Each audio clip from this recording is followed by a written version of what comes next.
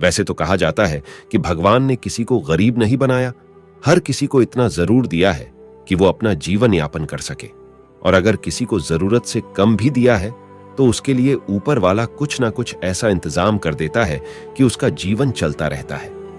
हम अक्सर दूसरों के धन को देखकर अपनी अमीरी और गरीबी का अंदाजा लगाते हैं।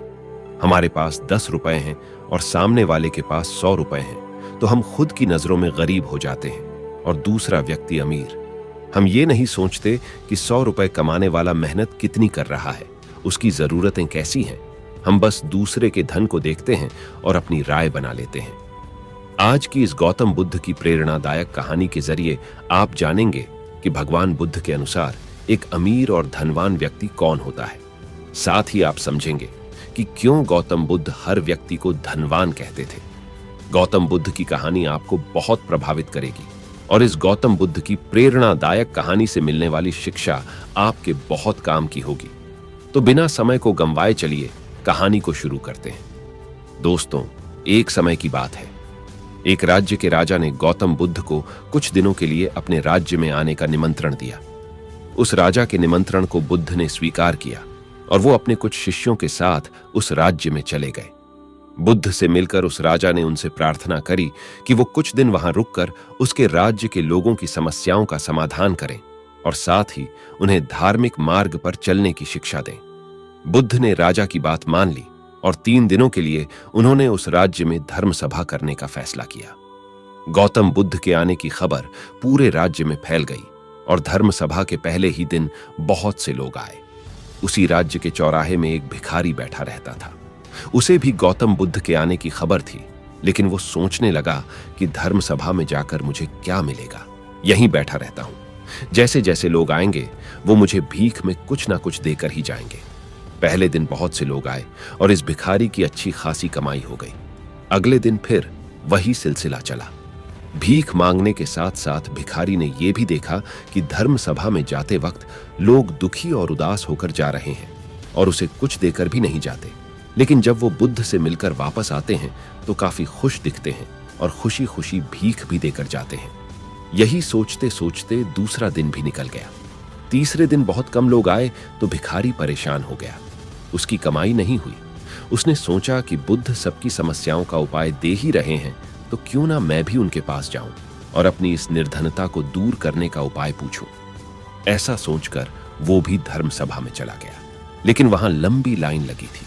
बड़ी मुश्किल से उसका नंबर आया। बुद्ध के पास पहुंचकर उसने प्रणाम किया और बोला, भगवान, इस गांव में सभी लोग खुश हैं और सभी धन सुविधा से संपन्न है, फिर मैं ही निर्धन क्यों हूं? उस भिखारी को देखकर भगवान बुद्ध बोले, तुम निर्धन इसलिए हो क्योंकि तुम हमेशा दूसरों से मांगते रहते हो, लेकिन कभी किसी को कुछ देते नहीं। तुम सोचते हो कि लोग तुम्हें भीख में बहुत पैसे दें, लेकिन बदले में तुम किसी को कुछ देना नहीं चाहते। ऐसा सुनकर वो भिखारी बड़ी हैरानी से बोला, भगवान, मैं क्या लोगों को कुछ दूंगा? मेरा तो खुद का गुजारा भीख मांगकर चलता है, मेरे पास देने को है ही क्या? बुद्ध कुछ देर के लिए मौन हो गए और थोड़ा देर रुकने के बाद बोले, तुम बहुत मूर्ख हो। किसी को देने के लिए या दूसरों के साथ बांटने के लिए ऊपर वाले ने तुम्हें और हम सभी को बहुत कुछ दिया है। मुस्कुराहट दी है जिसे तुम दूसरों के साथ बांटकर उनमें आशा और उम्मीद जगा सकते हो। आवाज दी है जिससे तुम मीठे शब्द बोलकर लोगों की तारीफ कर सकते हो। 2 हाथ दिए हैं जिनसे तुम दूसरों की मदद कर सकते हो। एक स्वस्थ शरीर दिया है जिससे तुम भीख ना मांगकर मेहनत का काम कर सकते हो। ऊपर वाले ने जिसको ये चीजें बिना किसी कमी के दी हैं, वो कभी निर्धन नहीं हो सकता। तुम निर्धन हो तो बस अपनी सोच की वजह से। जैसे जैसे तुम इस सोच से बाहर निकलोगे, तुम खुद को दूसरों जितना ही अमीर समझने लगोगे और तुम्हारा जीवन भी सुधर जाएगा। दूसरों की खुशी देखकर उनसे अपनी तुलना मत करो। ऊपर वाले ने हर किसी को धनी बनाया है, बस जरूरत है तो अपनी सोच को सुधारने की। भगवान बुद्ध की बातें सुनकर उस व्यक्ति को अपने जीवन का मूल्य समझ आ गया और वो उनके दिए हुए उपदेश के अनुसार अपना जीवन जीने लगा। हम सभी लोग जब दूसरों से अपनी तुलना करते हैं या दूसरों को खुश देखते हैं तो हमें लगता है कि हमारा ही जीवन खराब है और बाकी सब मजे में है। हम कभी अपने जीवन की अच्छी चीजों पर ध्यान नहीं देते। हम कभी ये नहीं सोचते कि भगवान ने हमें एक स्वस्थ शरीर दिया है जो कि सबसे मूल्यवान चीज है। आप भले ही कितने अमीर हों, अगर आपका शरीर काम का ना रहे तो वो पैसा भी किसी काम नहीं आता।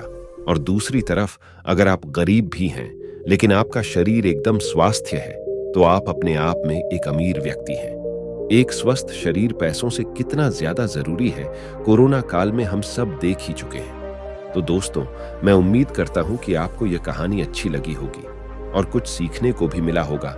इसलिए इस वीडियो को ज्यादा से ज्यादा लाइक और शेयर करें और ऐसी ही प्रेरणादायक कहानी सुनने के लिए हमारे चैनल को सब्सक्राइब करके बेल आइकॉन को ऑल पर प्रेस कर लें। दोस्तों, आज के लिए सिर्फ इतना ही। हम फिर मिलेंगे एक और नई प्रेरणादायक कहानी के साथ।